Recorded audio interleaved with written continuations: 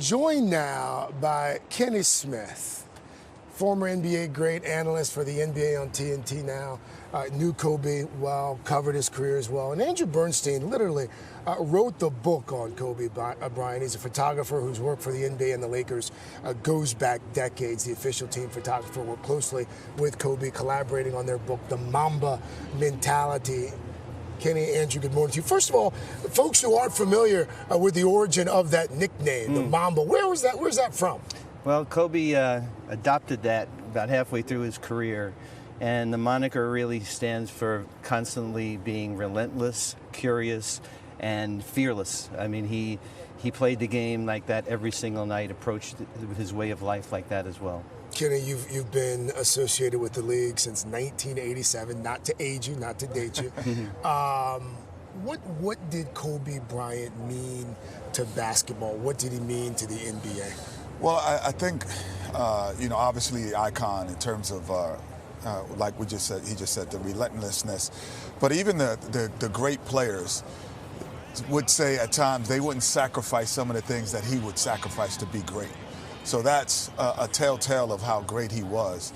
But more importantly, this latest transition that he was going through as a retired dad and husband that we were witnessing, I think that's where we are remembering him most. Because during his playing career, Melvin, it was all about Kobe Bryant. And it seemed like in his retirement, he made it all about his daughter and all about his family, which was, encouraging to watch.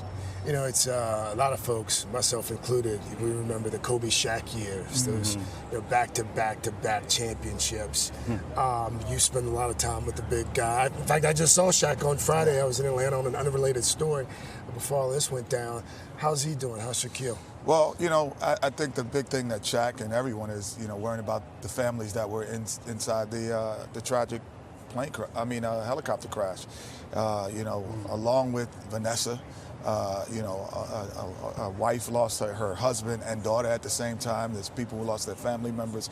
I think that's where his biggest concern is, as ours. I think it's a difficult time for such an iconic person who moved the game forward with his play, with his inspiration, and again, his attention to detail to be great, which challenged us and said, would we all sacrifice the things that we hear he sacrifices to be great? Would you do that? And then there was that injury. There was that Achilles, he tears his Achilles. A lot of folks thought this is it, and if he comes back, he'll never be the same. And it came back. Well, it comes back because, again, the attention to detail, the relentlessness to attack, to want to be great, and Andrew has taken these iconic pictures that we've seen throughout his career. But it really defines who he was. Andrew, you took his first picture as a Laker. You took his last picture as a Laker. Yeah. Talk to me about the in-between. What was the evolution of Kobe Bryant like? Well, I met him as a wild-eyed teenager. He just turned 18. Met him on the set at Media Day in 1996 and watched him grow from a kid to a man to a veteran champion, Olympic gold medalist, leader, icon.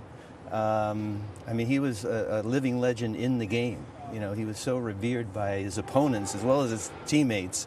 I don't know if we'll ever see that again. It was always something to see him talk about his girls in interviews, and the way his eyes would light up. Yeah, for sure. He loved his girls. I remember he used to bring them to the press conferences, after a playoff game or a finals game, and they'd be sitting on his lap in their little Laker girl outfits, and they'd wait for him patiently for an hour and a half, 2 hours after a game. Andrew, thank you. Sorry for your loss. Kenny, always good to see you, brother. Thank you as well.